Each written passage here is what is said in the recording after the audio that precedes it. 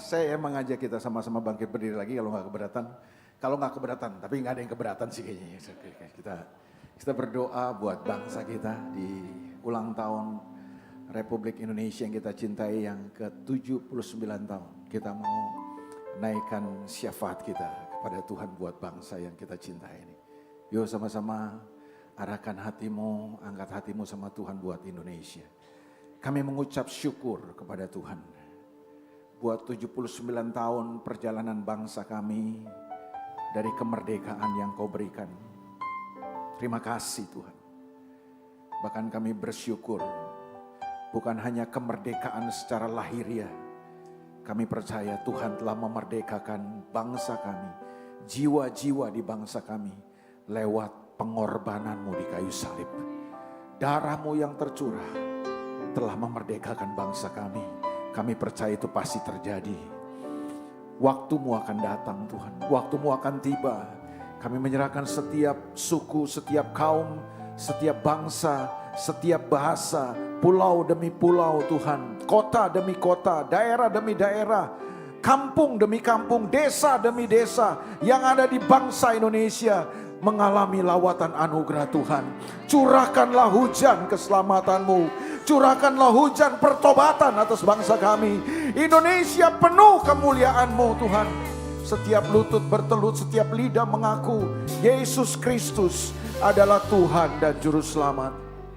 Biar Engkau jadi Tuhan atas bangsa kami. Datanglah kerajaan-Mu, jadilah kehendak-Mu di Indonesia seperti di dalam sorga. Kami menyerahkan Tuhan pemerintahan bangsa kami, baik pemerintahan yang ada ini maupun pemerintahan yang sebentar akan berganti. Kami serahkan ke dalam tangan Tuhan. Cengkeram mereka dengan Roh-Mu ya Tuhan. Seperti yang firman-Mu katakan, hati raja-raja seperti batang air di dalam tangan-Mu Tuhan. Engkau yang mengarahkan, Engkau yang akan mengalirkan kemanapun Engkau menghendakinya. Dan biar itu terjadi atas bangsa kami. Dan kami katakan firman-Mu digenapi. Kebenaran akan memerintah atas bangsa ini.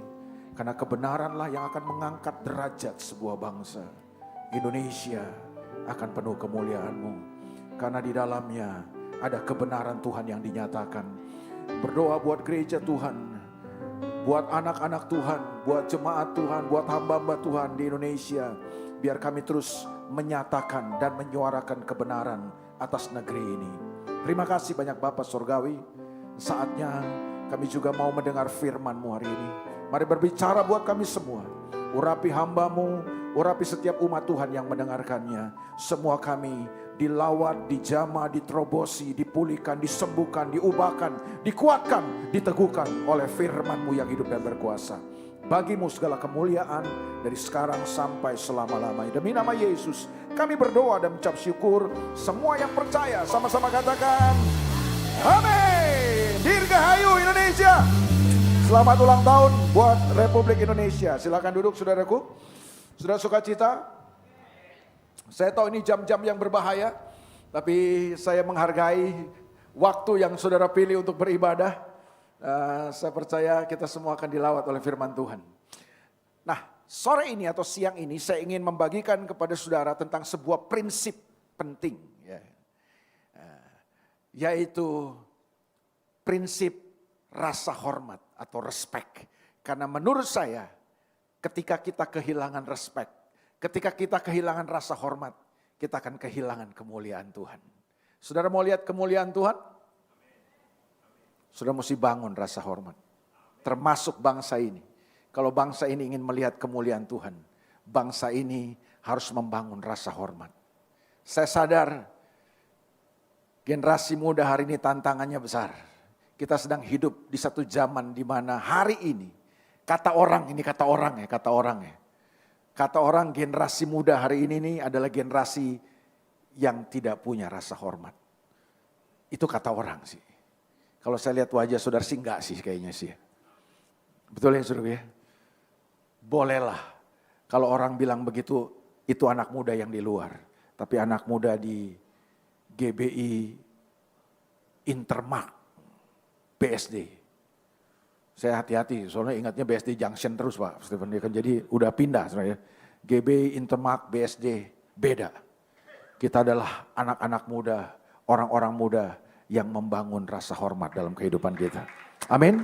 Supaya kita melihat kemuliaan Tuhan. Karena rasa hormat menurut saya adalah akses untuk kita bisa masuk kepada kemuliaan Tuhan.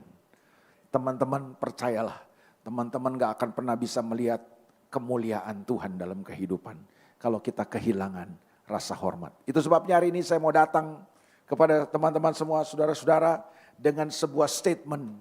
Saya ingin mengawalinya dengan statement ini. Minimal teman-teman ingat statement ini. Kalau teman-teman lupa dengan khotbah saya, gak apa-apa sih. Tapi minimal ingat dengan statement ini. Saya mau mulai dengan statement ini. Are you ready? Ready ya? Apa saja yang saudara dan saya tidak hormati dalam kehidupan, yang seharusnya kita kasih rasa hormat, maka kita akan kehilangan berkat dari hal tersebut. Saya ulangi sekali lagi, saya ulangi. Nggak apa-apa lah, saya sabar menghadapi saudara. Tadi saya duduk samping pastor, saya sudah doa Tuhan kasih kesabaran buat saya untuk menghadapi dewasa muda di tempat ini. Saya ulang ya. Apa saja yang saudara dan saya tidak hormati dalam kehidupan, yang seharusnya kita kasih rasa hormat, maka kita akan kehilangan berkat dari hal tersebut.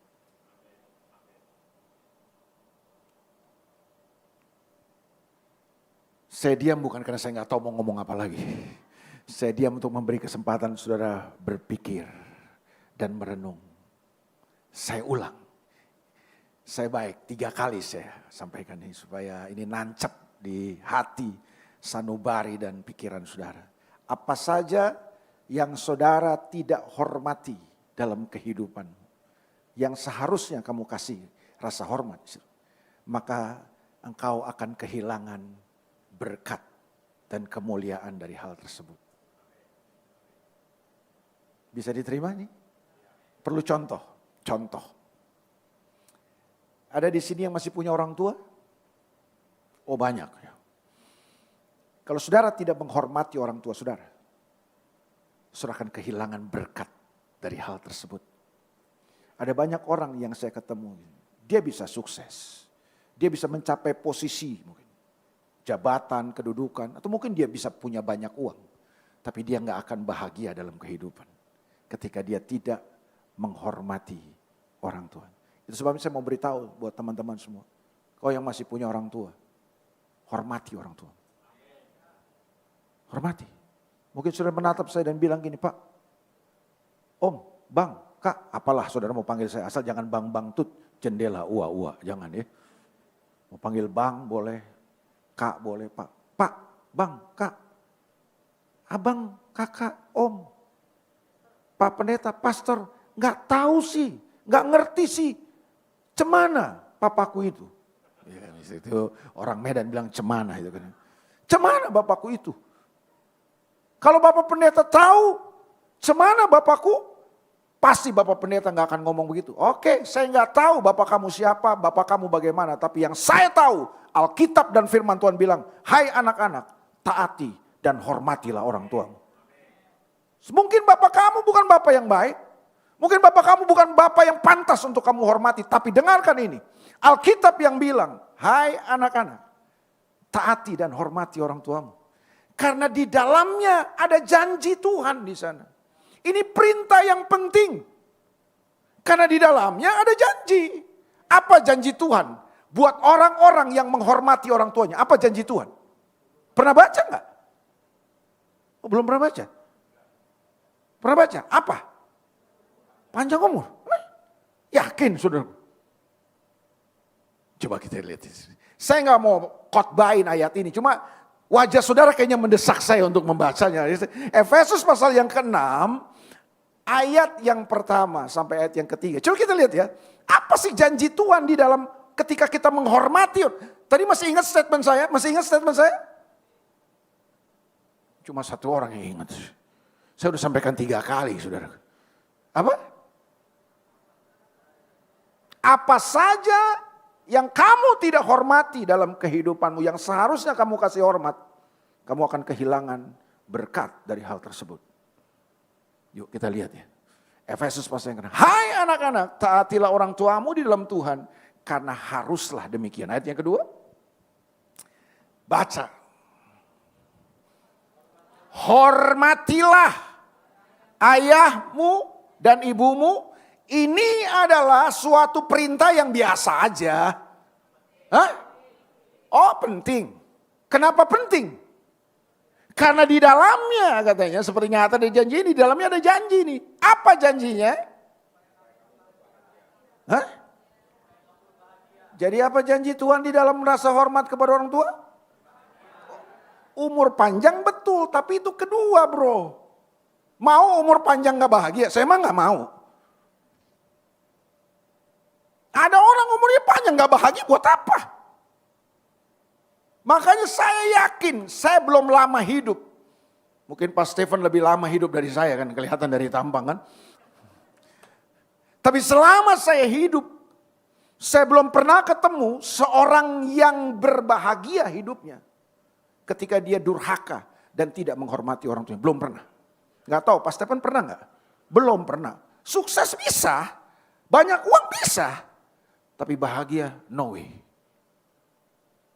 Saya tetap percaya firman Tuhan itu ya dan amin. Makanya hari ini kalau saudara masih punya orang tua, hormati orang tua. Sepulang dari kebaktian ini, jangan pacarmu dulu yang kau cari, telepon. Telepon orang tuamu. Katakan sesuatu yang buat dia bahagia hari ini. Kok Pak Stephen yang amin sih banyak? Saudara gak ada amin ya saudara ini. Hah? Masih punya orang tua? Jangan nanti kalau orang tuamu sudah mati, kau baru bangun kuburan pakai lift. Dia udah gak tahu itu, dia udah gak bisa merasakan itu. Kok tiba-tiba logat Batak saya kayaknya. Gara-gara cemana itu sih tadi. Tapi betul. Hormati orang tuamu. Apalagi kalau dia masih hidup, masih ada hari ini, hormati dia. Siapapun orang tuamu, bagaimanapun dia hari ini. Karena itu Alkitab bilang, hormatilah orang tuamu. Ada yang sudah menikah di sini? Yang sudah menikah, yang gak usah, yang belum menikah gak apa-apa. Yang sudah menikah. Oke. Kalau sudah menikah, punya suami, punya istri, hormatilah. Hormati pernikahanmu. Karena saya percaya di dalam pernikahan ada berkat Tuhan di sana. Pernikahan bukan ide manusia. Pernikahan itu bukan karena seorang cewek naksir cowok, seorang cowok naksir cewek, yuk kita kawin yuk, bukan itu. Pernikahan itu adalah rancangan Tuhan. Itu idenya dari Tuhan, bukan ide manusia. Dan kalau itu ide dari Tuhan, di dalamnya saya percaya ada hal-hal yang hebat, ada hal-hal yang dahsyat yang Tuhan taruh di dalamnya. Itu sebabnya waktu kita tidak menghormati pernikahan, kita akan kehilangan berkat yang Tuhan siapkan di dalam pernikahan. Makanya betul kata Edwin Driscoll, Bapak pria sejati. Dia berkata begini, menikahlah. Karena dengan menikah engkau akan lebih dekat ke sorga atau ke neraka. Dulu saya gak paham, tapi waktu saya menikah saya mengerti. Ketika pernikahan kita menjadi pernikahan yang tidak harmonis, tidak bahagia, kacau. Kita akan mengalami neraka di dunia ini. Belum masuk neraka sih, tapi udah ngerasain neraka di dunia ini. Tapi sebaliknya, waktu pernikahan kita menjadi pernikahan yang sehat, pernikahan yang bertumbuh, pernikahan yang diberkati oleh Tuhan. Kita akan mengalami sorga di dunia ini. Walaupun kita belum masuk sorga, tapi kita sudah merasakan sorga di sana. Sudah mengalami sorga atau neraka? Hormati pernikahanmu. Ada suami-suami yang tidak menghormati istrinya. Ada istri yang tidak menghormati suami. Alkitab bilang, hai suami-suami, hormatilah istrimu. Dan hiduplah bijaksana dengan istrimu. Kok Pak Stephen aja yang amin? Ini suami di sini ada yang lain nggak? Ada kan. Hormati. Supaya apa katanya? Supaya apa? Supaya doamu jangan terhalang. Berarti kalau ada suami-suami yang tidak menghormati istrinya. Saudara boleh teriak sampai urat leher keluar. Doamu kosong. Doamu mental. Tapi ketika engkau menghormati istrimu, kau hidup bijaksana dengan dia. Alkitab berkata, Waktu engkau berseru, waktu engkau berdoa, pintu sorga terbuka. Amin. Hai istri-istri, tenang, seimbang kok saudaraku ya kan. Hormati. Hormati suamimu. Jangan kerjanya cuma menuntut. Ngomel terus. Kayak radio rusak saudara. Hormati. Hormati suamimu. Alkitab berkata, hai istri-istri, tunduklah dan hormatilah suamimu. Ada amin? Kok yang amin cowok ya? Harusnya ada amin, yang amin istri-istri tuh. Di sini istri angkat tangan. Yang istri tadi kan sudah menikah istri. Oh, cuma ibu hormati ya. Hormati suami. Semungkin suamimu ya tampangnya nggak meyakinkan, tapi nggak apa-apa. Kan itu pilihanmu kan. Hormati dia. Amin.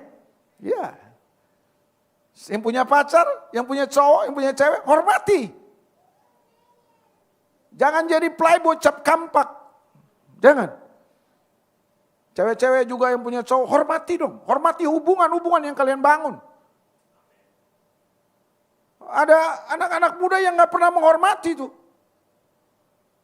Enggak, kita mau jadi orang-orang muda yang punya rasa hormat. Amin. Jadi jangan jadi cowok yang jahat. Cowok yang jahat itu cowok yang tidak pernah menghormati wanita. Yang hanya mengobrol cinta untuk mendapatkan seks dari seorang wanita. Jangan. Jangan jadi pria yang jahat dan tidak menghormati pasangan. Cewek-cewek juga begitu. Jangan manfaatkan pria cuma untuk jadi tukang ojol. Oh bukan ojol ya. Cuma untuk nganter-nganterin kamu dapat fasilitas. Kamu tebar pesona ke sana kemari. Janganlah. Hormati. Amin. Jangan Bobby datang kamu iya, Anton datang kamu iya, Tommy datang kamu iya, semua kamu iyain. Kamu mau apa sih? Ini bukan marah, ini bergairah namanya. Kalau ada yang cewek-cewek model begitu bertobat hari ini. Hormati. Saudara bangun persahabatan di sini, hormati saudara. Kita sedang hidup di satu zaman yang penuh dengan pengkhianatan hari ini. Jangan tusuk orang dari belakang, tikam orang dari belakang, salib orang di tikungan, gunting orang dalam lipatan. Jangan. Hargai persahabatan saudara. Jangan jadi pengkhianat, terbiasa mengkhianati. Ada orang-orang yang sudah berjuang, mungkin berkorban buat kesuksesanmu, buat kebaikanmu, sudah tolong engkau. Di titik engkau perlu pertolongan, dia datang menolong, tiba-tiba saudara tikam dia dari belakang. Hanya untuk keuntungan kita sesaat. Hanya untuk kepentingan kita. Hei, bertobat. Hargai hubungan-hubungan kita, hormati itu. Oh, saya dalam hidup saya punya prinsip Pak. Orang boleh hianati saya, tapi saya tidak akan pernah hianati orang lain. Oh iya, itu penting. Jangan saudara sudah ditolong, dibantu, usaha bareng. Dari saudara nggak bisa apa-apa, dibantuin, diajarin bisnis, saudara sukses, saudara tikam dia dari belakang. Janganlah. Apa saja yang saudara tidak hormati dalam kehidupan ini, saudara akan kehilangan berkat. Ini ibadah ini saudara perlu hormati enggak? Hormati. Kalau saudara tidak menghormati ibadah ini, itu yang membuat kita kehilangan kuasa dan berkat ibadah ini. Makanya ada banyak orang Kristen yang saya ketemu rajin kebaktian, datang di kebaktian, hadir di kebaktian, tapi hidup nggak pernah berubah, nggak pernah bertumbuh dia. Kenapa? Karena dia kehilangan berkat dan kuasa dari ibadah itu. Pertanyaannya, kenapa Pak? Karena dia tidak menghormati ibadah. Sementara orang memuji Tuhan, menyembah Tuhan, kita pelangap-pelongo, kita celingak kanan, celinguk kiri. Sementara khotbah firman Tuhan sampaikan kita WhatsAppan, kita update status, kita TikTokan. Hei, saudara mau apain di sini? Hormati Tuhan yang ada di tengah-tengah kita. Ini bukan marah, saya bergairah menyampaikan ini. Karena saya tidak terima Pak, kalau generasi muda hari ini dibilang generasi yang tidak punya rasa hormat. Saya mau bantah statement itu. Makanya saya mau tanamkan value ini kepada saudara. Maka siapkan hidup saudara. Sebelum datang kebaktian siapkan dong diri. Jangan keluar masuk. Saudara Saudara nonton bioskop 2 jam aja saudara bisa diam, tenang kok. Saudara kebaktian 1 jam setengah masa gak bisa. Blingsetan saudara.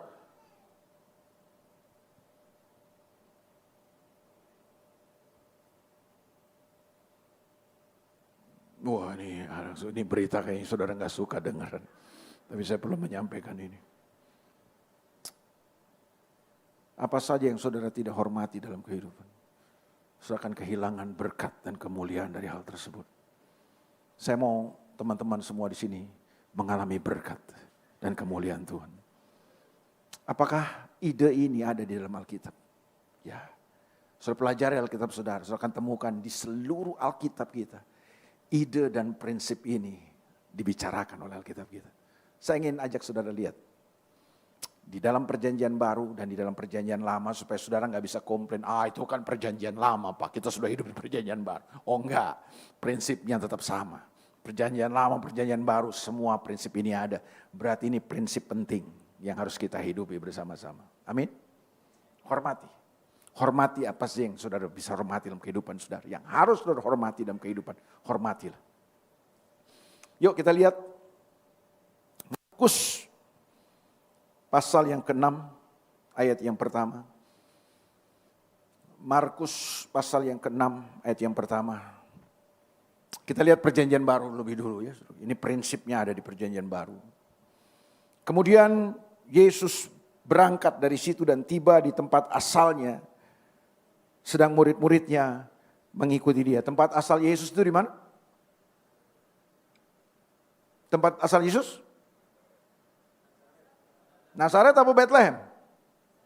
Nazaret. Kenapa Nazaret? Karena Yesus lahir di Bethlehem, tapi Yesus besar di Nazaret. Iya kan? Jadi kota kelahiran Yesus itu Bethlehem. Kenapa Bethlehem? Karena ayah jasmani daripada Yesus yang namanya Yusuf itu orang Bethlehem. Jadi waktu Yesus mau lahir, Bunda Maria sedang mengandung Yesus. Kaisar Agustus yang berkuasa waktu itu memerintahkan untuk semua orang kembali ke daerah asalnya, ke tempat asalnya, ke kota kelahirannya karena akan ada sensus. Jadi tidak secara kebetulan Tuhan akhirnya memakai Kaisar Agustus untuk mengeluarkan sebuah perintah mengadakan sensus penduduk. Itu sensus jarang-jarang pada zaman itu. Kaisar Agustus pada zaman Kaisar Agustus diperintahkan oleh Kaisar Agustus mengadakan sensus dan itu sebabnya Yusuf harus kembali ke Bethlehem karena dia lahir di Bethlehem. Nah, pada saat mereka kembali ke Bethlehem, waktunya Maria melahirkan Yesus. Jadi akhirnya Yesus lahir di Bethlehem, tepat seperti yang sudah dinubuatkan oleh perjanjian lama kan. Singkat cerita, ketika Yesus lahir di Bethlehem, Herodes ingin membunuh bayi-bayi di Bethlehem karena dia merasa terancam. Lalu kemudian atas mimpi, atas perintah Tuhan lewat mimpi, Yusuf membawa bayi Yesus ke Mesir, lari ke Mesir, betul? Selama kurang lebih 2 tahun di Mesir, kemudian bayi Yesus dibawa lagi. Nah, Yusuf tidak kembali ke Bethlehem, Yesus langsung dibawa kemana oleh Yusuf? Nazaret, karena domisili Yusuf dan Maria itu di Nazaret sebenarnya. Jadi tempat asal Yesus yang dimaksud di sini bukan Bethlehem, tapi apa? Nazaret. Makanya Yesus sering disebut sebagai apa? Jesus from Nazaret. Ya. Yesus dari Nazaret. Oke. Ini informasi aja buat saudara supaya saudara bisa mengikuti. Ya. Terus ketika dia sampai di Nazaret, pada hari Sabat ia mulai mengajar di rumah ibadah dan jemaat yang besar takjub ketika mendengar dia. Dan mereka berkata, dari mana diperolehnya semua itu? Hikmat apa pulakah yang diberikan kepadanya? Dan mujizat-mujizat demikian bagaimanakah dapat diadakan oleh tangannya? Jadi mereka mendengar Yesus banyak mengadakan mujizat. Yesus mengajar dengan luar biasa. Yesus famous saat itu. Ya. Oke. Ayat yang ketiga. Bukankah ia ini tukang kayu? Anak Maria, saudara Yakobus, Yoses, Yudas dan Simon? Dan bukankah saudara-saudara yang perempuan ada bersama kita? Lalu mereka kecewa dan menolak Yesus. Ayat yang keempat. Maka Yesus berkata kepada mereka, seorang nabi dihormati di mana-mana kecuali di tempat asalnya sendiri, di antara kaum keluarganya dan di rumahnya. Ayat 5. Ini saya mau kita perhatikan baik-baik ayat ini. Perhatikan sebenarnya. Yesus tidak dapat, coba bilang sama-sama tidak dapat. Udah gak kenceng, gak kompak lagi suruh. Oke, ulang ya. 2, 3. Yesus tidak dapat mengadakan satu mujizat pun di sana. Di mana? Di Nazaret. Kecuali menyembuhkan beberapa orang sakit dengan meletakkan tangannya atas mereka. Saudara jangan bingung. Kok Yesus menyembuhkan orang sakit tapi gak mengadakan mujizat? Beda. Kalau sakit ini kan demam, flu, pilek, ya kan sakit kepala. Yesus tumpang tangan sembuh. Oke? Itu Panadol juga bisa. Ya kan? Banyak lah macam tabib juga bisa menyembuhkan. Tapi mujizat itu beda. Mujizat itu gini. Orang buta bisa berjalan. Orang lumpuh bisa melihat. Saya cuma ngetes saja apakah saudara masih ada bersama-sama dengan saya. Ternyata masih ada. Mujizat itu gini. Orang buta bisa melihat. Kan tadinya gak bisa melihat orang buta. Tapi dia bisa melihat. Itu mujizat tuh. Mujizat itu sesuatu yang tidak bisa dikerjakan oleh manusia. Nah, itu katanya tidak ada satupun mujizat yang Yesus lakukan di Nazaret. Ya ampun, masa di tempat asalnya, di kota asalnya Yesus gak bisa bikin mujizat? Apakah ketika Yesus datang ke Nazaret tiba-tiba terus kehilangan kesaksiannya? Kan enggak lah, bukan Yesus kehilangan kesaktiannya dong. Tapi saya percaya gini, ada sesuatu yang menghalangi, ada sesuatu yang menghambat sehingga kuasa yang Yesus miliki dalam dirinya itu gak bisa keluar, saudaraku. Pertanyaannya, apa penghalangnya itu? Setahu saya, kalau ada seorang famous, orang besar ya, kalau dia jadi orang besar, biasanya itu tempat asalnya itu kecipratan, betul gak saudara? Dapat privilege.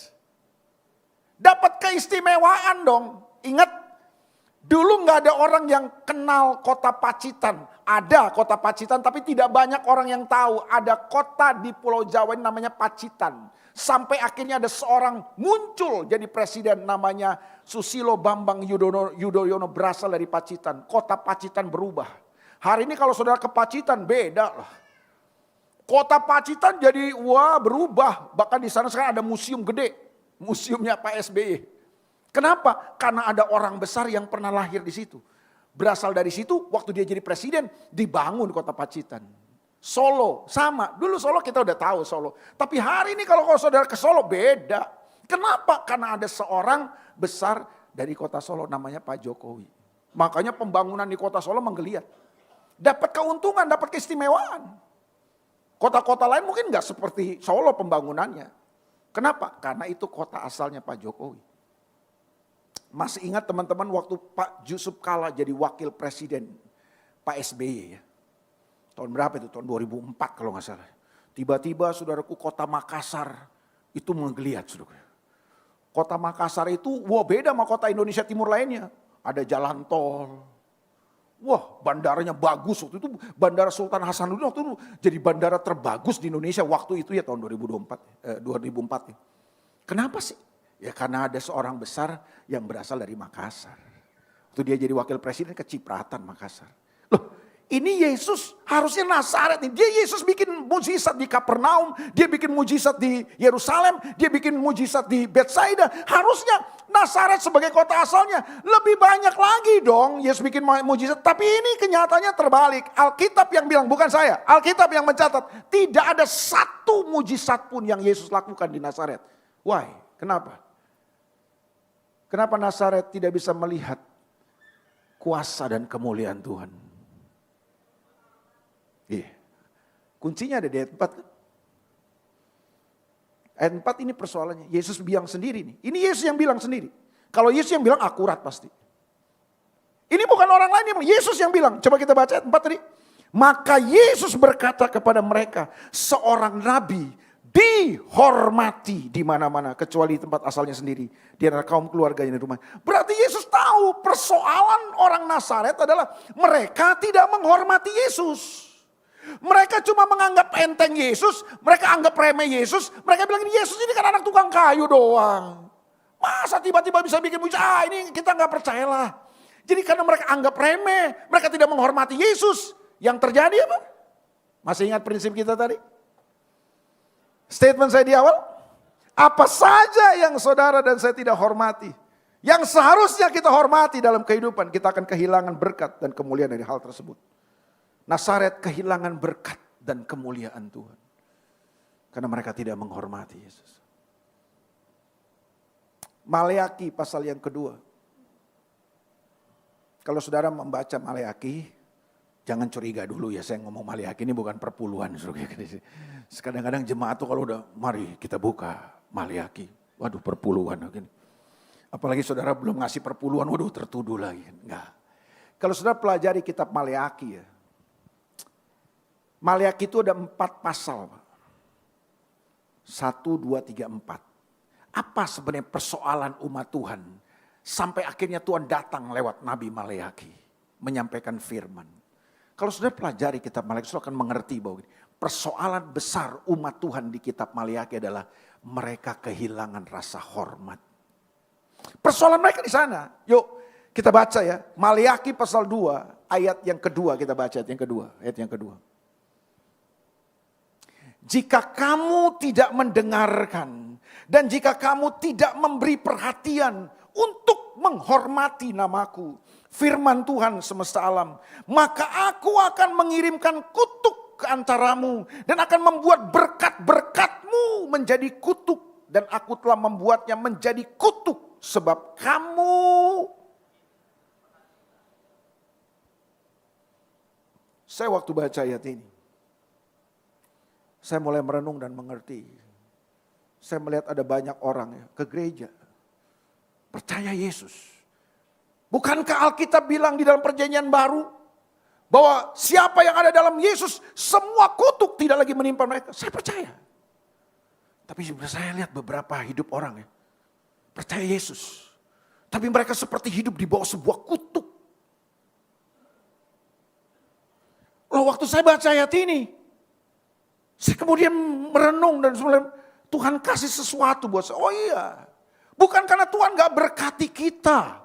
Bukan karena Tuhan gak mau berkati kamu. Tapi terbanyak karena gini, kita yang telah mengubah semua berkat yang Tuhan siapkan buat kita jadi kutuk. Bukan Tuhan yang salah. Bukan Tuhan yang gak mau berkati kamu. Tapi kamu, ulah kamu, ketidakhormatan kamu telah membuat berkat yang harusnya kamu terima itu berubah menjadi kutuk dalam kehidupan. Persoalannya di mana? Karena kamu tidak menghormati Tuhan. Ketiadaan rasa hormat bisa mengubah berkat yang harusnya kita alami berputar arah dia. Bukan berkat yang datang, akhirnya kutuk yang datang. Nah itu yang terjadi kepada umat Tuhan di kitab Maleaki. Pasal 1 dari Maleaki, itu umat Tuhan tidak menghormati ibadah mereka. Nanti sudah baca lah. Kita gak punya waktu banyak untuk bahas itu kan. Tapi nanti sudah baca. Maleaki pasal 1. Mereka tidak menghormati ibadah mereka. Dengan cara apa? Tuhan bilang. Mereka datang membawa persembahan-persembahan korban-korban yang bercacat celah. Padahal Alkitab sudah bilang. Tuhan sudah berfirman. Kalau kamu datang beribadah ke Bait Allah, kamu harus mempersembahkan korban yang tak bercacat. Korbannya harus mulus, tidak boleh ada cacatnya. Tapi Israel pada zaman Maleaki hidup sembarangan aja. Mereka ibadah sembarangan aja, mereka anggap remeh. Tuhan, ya Bait Allah, ibadah. Ya penting gak penting lah. Mereka asal aja datang ke kebaktian, datang ibadah. Mereka persembahkan korban-korban yang cacat, yang borokan, yang pincang, mungkin yang picek. Mereka persembahkan. Padahal itu adalah kekejian buat Tuhan. Tapi mereka anggap remeh. Pasal 2 dari kitab Maleaki. Bangsa Israel tidak menghormati pernikahan mereka. Para pria-pria laki-laki Israel kemudian meninggalkan istri masa muda. Bukan istri muda ya. Istri masa muda. Istri masa muda itu maksudnya istri sah mereka yang pertama. Mereka tinggalkan istri masa muda mereka. So, mereka menikah lagi dengan perempuan-perempuan lain. Itu sebabnya datang firman Tuhan melalui Nabi Maleaki dalam pasal yang kedua. Ayat yang ke-14. Aku membenci perceraian. Aku membenci pengkhianatan dalam pernikahan. Kenapa? Karena mereka tidak lagi menghormati pernikahan-pernikahan mereka. Pasal yang ketiga dari Maleaki. Bangsa Israel, umat Tuhan tidak lagi menghormati imam-imam mereka.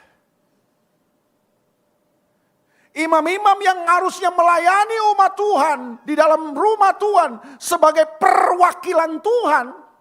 Pada zaman perjanjian lama kan masih pakai imam tuh. Tapi imam-imam kemudian gini, gak mau melakukannya. Kenapa? Karena mereka sibuk.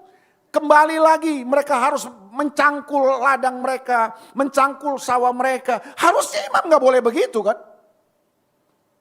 Harusnya mereka mempersiapkan diri untuk menjadi wakil bangsa Israel berhadapan dengan Tuhan dan menjadi wakil Tuhan untuk menyampaikan pesan Tuhan kepada bangsa. Tapi yang terjadi gini, karena mereka sudah sibuk begitu, akhirnya ibadah-ibadah mereka terbengkalai. Para imam kembali ke ladang. Mereka harus mengupayakan semuanya untuk mereka hidup. Karena umat Tuhan tidak lagi memberikan persembahan-persembahan di dalam rumah Tuhan. Salah satunya adalah persembahan apa? Persepuluhan. Makanya dalam Maleakhi pasal 3 kan ada perintah kan, bawalah persembahan persepuluhanmu ke dalam rumah perbendaharaan. Nah, persembahan yang dibawa ke rumah perbendaharaan itu kan adalah persembahan persepuluhan buat para imam. Supaya para imam ini kemudian tidak pergi ke ladang. Mereka mempersiapkan diri mereka untuk mewakili bangsa Tuhan datang kepada Tuhan. Jadi tidak ada rasa hormat lagi kepada para imam, para pelayan Tuhan.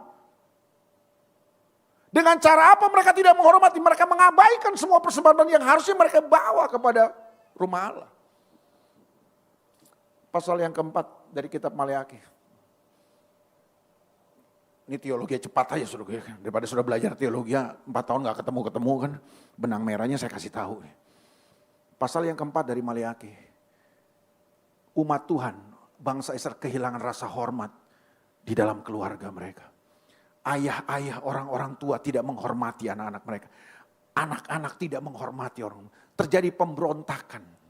Anak-anak tidak lagi menghormati ayah mereka. Ayah-ayah menyakiti hati anak-anak. Yang terjadi akhirnya ada hubungan yang terputus. Itu sebabnya dalam Maleakhi pasal 4 firman Tuhan datang kepada Maleakhi. Sampaikan firmanku kepada umat Tuhan. Tuhan sedih melihat keadaan ini. Makanya Tuhan janji gini, aku akan memulihkan hati bapak-bapak kepada anak-anaknya. Aku mengembalikan hati anak-anak kepada bapak-bapaknya. Supaya jangan aku datang dengan kutuk kepada mereka. Jadi generasi ini akan terkutuk kata Tuhan kalau mereka tidak dipulihkan hubungannya lagi. Jadi ada sebuah hubungan yang rusak. Karena apa? Orang tua tidak menghormati anak-anak mereka. Dan anak-anak tidak lagi menghormati orang tua mereka. Kutuk yang datang. Makanya Tuhan bilang ini, aku akan datang dengan roh Elia untuk memulihkan hati bapak-bapak supaya kembali kepada anak-anaknya dan hati anak-anak kepada bapaknya. Jadi jelas, persoalan umat Tuhan di kitab Maleakhi adalah mereka kehilangan rasa hormat. Masih ingat statement saya? Yuk kita ulangi. 2, 3.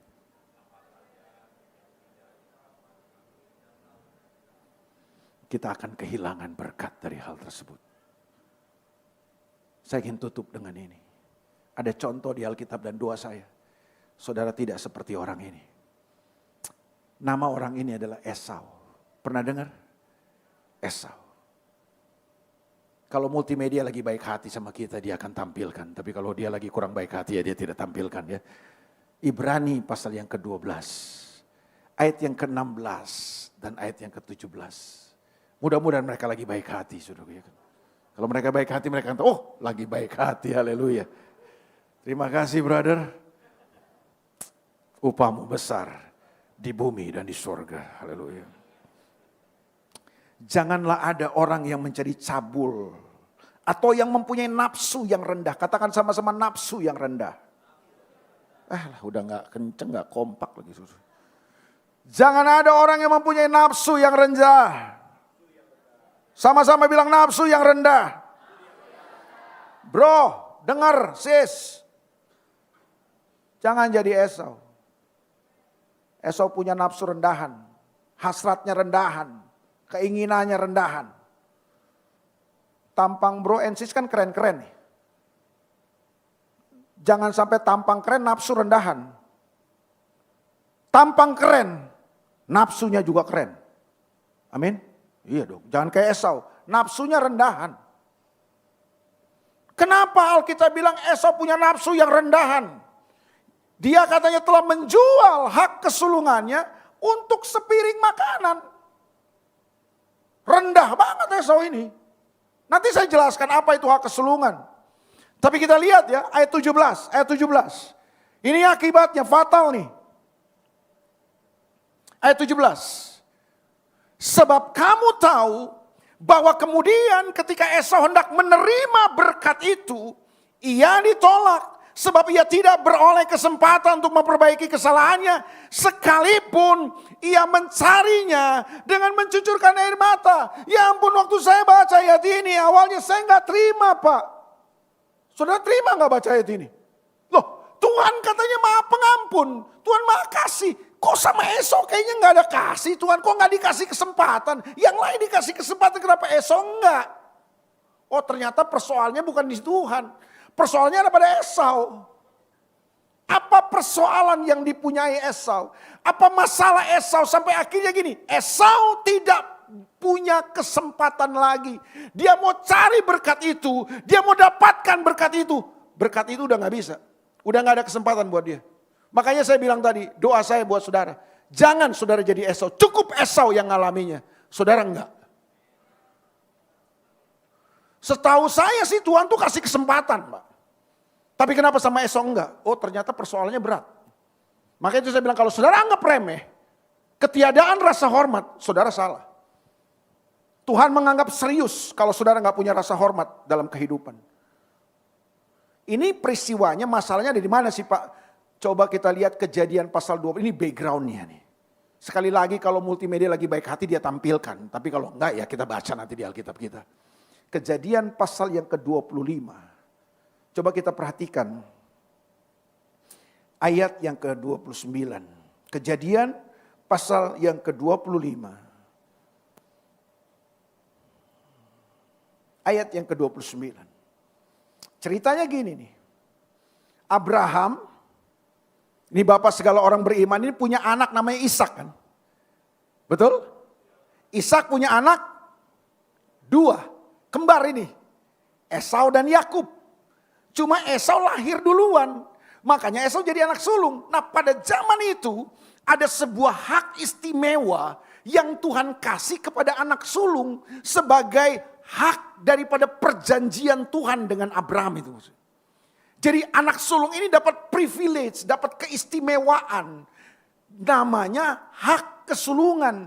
Maksudnya apa? Supaya anak sulung ini akan meneruskan perjanjian Tuhan dengan Abraham. Itu loh maksudnya.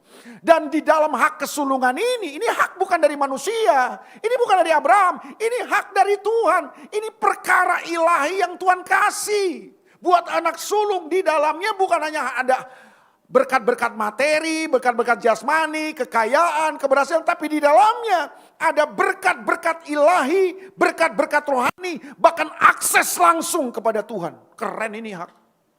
Ini bukan hak manusia. Hak dari Tuhan langsung buat seorang anak sulung pada keturunan Abraham. Esau lahir duluan. Berarti hak itu harusnya jatuh kepada, harusnya kalau saudara baca nih. Kalau tidak ada masalah dengan Esau. Kalau saudara baca Alkitab, saudara akan menemukan ayat yang bilang begini. Inilah Allah Abraham, Allah Ishak, Allah Esau. Harusnya begitu. Harusnya kalau saudara baca Alkitab, saudara akan ketemu ayat gini. Akulah Tuhan, Allah Abraham, Allah Ishak, Allah Esau. Tapi hari ini saudara baca Alkitab yang saudara ketemu apa? Akulah Allah Abraham, Allah Ishak, Allah Yakub. Kenapa Yakub bukan Esau? Kan anak sulungnya Esau. Ah ini kisahnya nih. Satu kali Esau yang anak sulung nih ya, yang dia harusnya dapat hak kesulungan itu hak dari Tuhan. Dia suka berburu, dia hobinya berburu. Yakub hobinya masak. Begitu dia pulang dari berburu, ayat 29.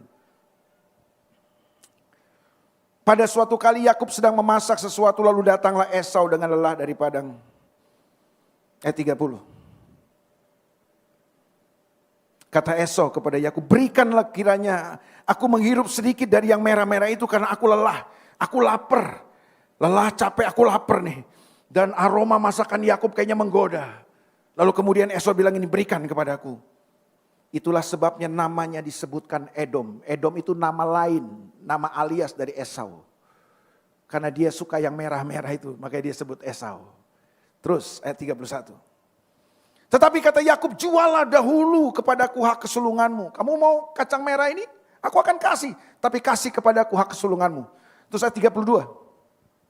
Ini lihat nih. Sahut Esau, ini jawabannya Esau. Kurang ajar gak nih saudara? Kurang ajar kalau menurut saya sih. Sahut Esau, sebentar lagi aku akan mati. Apakah gunanya bagiku hak kesulungan itu? Esau bilang gini, kup. Penting amat sih hak kesulungan buat lu. Udahlah kup, ambillah kalau lu mau. Gue juga ini hidup benar-benar, kita kan juga mati juga. Udahlah, nikmati aja hidup ini, nikmati. Buat apa sih lu, ampun penting-penting banget. Ambil dah buat lu. Gila Esau nih. Terus, nih pakai terjemahan saya tadi ya, supaya saudara ngerti gitu loh. Kalau nggak ngerti juga saya kesempatan kepada Roh Kudus. Saya udah nggak tahu lagi menjelaskannya gimana. Kata Yakub, bersumpahlah dahulu kepadaku. Maka bersumpahlah ia kepada Yakub dan dijualnya hak kesulungannya kepadanya. Sementara buat Yakub ini penting banget. Sampai dia melakukan apa? Terlepas bahwa siasat Yakub saya tidak setuju juga. Dia menipu kakek. Tapi saudara lihat ya perbedaannya ya. Yakub begitu menganggap hak kesulungan itu penting. Esau enggak tuh. Terus ayat berikutnya. Lalu Yakub memberikan roti dan masakan kacang merah itu kepada Esau. Esau makan dan minum. Lalu berdiri dan pergi. Titik. Kalimat terakhir kita baca bareng-bareng. 2, 3. Demikianlah Esau apa? Apa yang dimaksud dengan memandang ringan?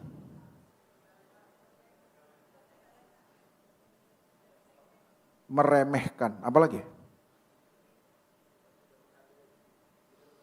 Tidak menghormati. Esau nggak punya rasa hormat sama hak kesulungan. Padahal dia tahu ini hak bukan dari manusia. Ini hak langsung dari Tuhan. Makanya saya mau beritahu sama saudara. Jangan anggap remeh perkara-perkara ilahi yang Tuhan percayakan buat hidup saudara. Jangan tukar murah saudaraku. Jangan punya nafsu rendahan cuma gara-gara cinta seorang cowok, cinta seorang cewek kau tukarkan imanmu. Jangan. Hargai perkara-perkara ilahi. Hargai perkara-perkara rohani dari Tuhan. Pelayanan yang Tuhan percayakan, hargai itu bro. Jangan cuma gara-gara hobimu, gara-gara pekerjaan. Kita kadang-kadang buang percuma. Kita anggap remeh semua. Saya gak suruh saudara nganggur terus masuk pelayanan semua, enggak. Tapi kalau hari ini Tuhan percayakan sebuah pelayanan, hargai itu bro. Hargai.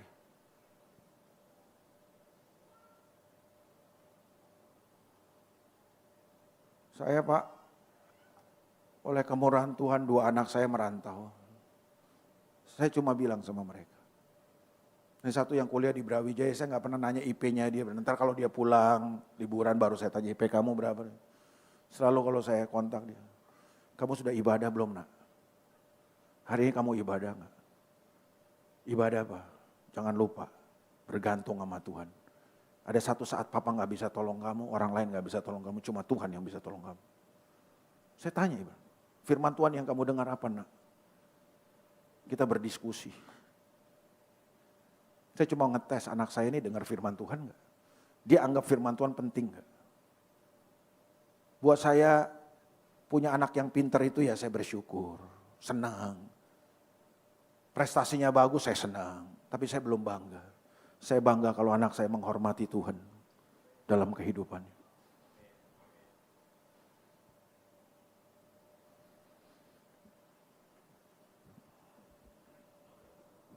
Aduh, waktu nih. Saya mau mesti kasih 1000 ayat buat saudara, tapi waktu saya terbatas nih. Saya akhiri aja ya. Maliaki pasal 1, ini ayat-ayat terakhir. Pemain musik siapkan diri di belakang. Makanya saya mau generasi muda di tempat ini Jadi generasi yang punya rasa hormat. Yuk, Maleakhi pasal 1 ayat yang kedua. Aku mengasihi kamu, firman Tuhan. Tetapi kamu berkata, dengan cara bagaimanakah engkau mengasihi kami? Bukankah Esau itu kakak Yakub? Demikianlah firman Tuhan. Namun aku, kata Tuhan, mengasihi Yakub. Ayat 3. Tetapi membenci Esau, bukan Tuhan benci Esau. Tuhan tidak mengindahkan Esau, gitu loh maksudnya. Dia lebih mengindahkan Yakub. Padahal Yakub juga banyak kekurangan. Sebab itu aku membuat, katanya, pegunungan Esau menjadi sunyi sepi. Dan tanah pusaka Esau ku jadikan padang gurun. Ya ampun, pencapaian apapun yang bisa diraih oleh Esau dibuat sunyi sepi. Dan seperti padang gurun tandus. Ayat yang keempat. Ini lebih ngeri lagi, bro. Apabila Edom berkata, siapa Edom? Apabila Esau berkata, kami telah hancur tapi kami akan bangun kembali reruntuhan itu. Never give up. Kita pantang menyerah. Kita bangun lagi, ayo. Tuhan bilang gini, maka beginilah firman Tuhan semesta, mereka boleh membangun tetapi aku akan merobohkannya. Dan orang akan menyebutnya daerah kefasikan dan bangsa yang kepadanya Tuhan murka. Sampai selama-lamanya. Saudara mau apa? Saudara mau bangun apa? Saudara hebat? Saudara pintar? Saudara mumpuni? Saudara bisa bangun apa aja? Silakan. Tapi Tuhan robohkan. Buat apa, bro? Buat apa? Kita bangun lagi. Tuhan robohkan lagi. Mau apa kita? Ada yang bisa melawan Tuhan di sini? Itu sebabnya gini. Bangun rasa hormat dalam hidup saudara. Jadilah generasi muda yang punya respect sama Tuhan. Hormati perkara-perkara ilahi. Hormati perkara-perkara rohani dalam hidup saudara. Jangan main-main. Supaya kita bisa melihat kemuliaan Tuhan dalam kehidupan kita. Dan kita tidak jadi seperti Esau. Semua pencapaian kita akan seperti padang gurun yang tandus. Buat apa? Buat apa? Saudara bisa mencapai apapun tapi hidup saudara sunyi sepi. Hidup saudara tandus, buat apa? Kita mau lihat kemuliaan dan berkat Tuhan dinyatakan buat kita. Bangun rasa hormat. Hari ini mungkin ada anak-anak muda, teman-teman yang mulai kehilangan rasa hormat. Sebelum terlambat. Sebelum kau menangis dengan penyesalan. Yuk, bangun kembali rasa hormat dalam hidup kita. Kita bangkit berdiri sama-sama.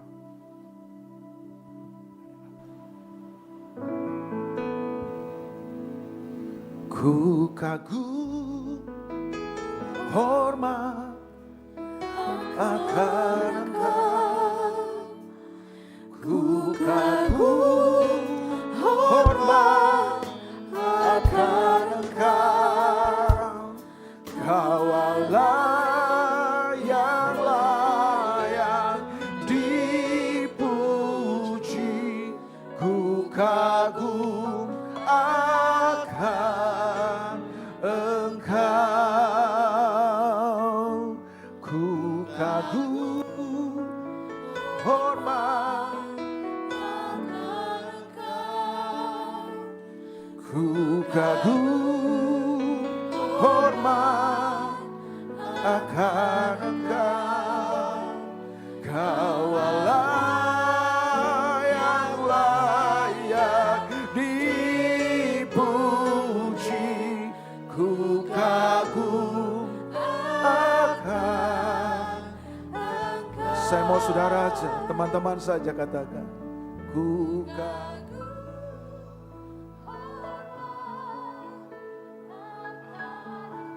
Bangun lagi rasa hormatmu sama Tuhan.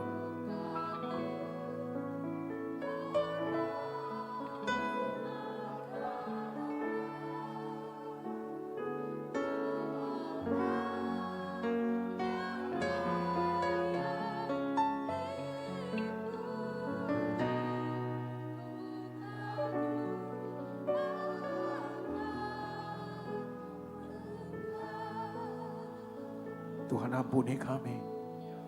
Ampuni kami. Kalau selama ini kami mulai kehilangan rasa hormat.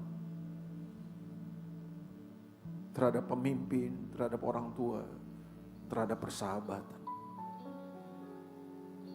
terhadap Tuhan, terhadap ibadah-ibadah kami, terhadap pelayanan kami. Ampuni kami. Hari ini kami mau bangun rasa hormat. Karena rasa hormat adalah akses untuk kami melihat kemuliaan-Mu dinyatakan. Tuhan berkati anak-anak muda ini. Hamba-Mu terbatas untuk menyampaikan kebenaran ini.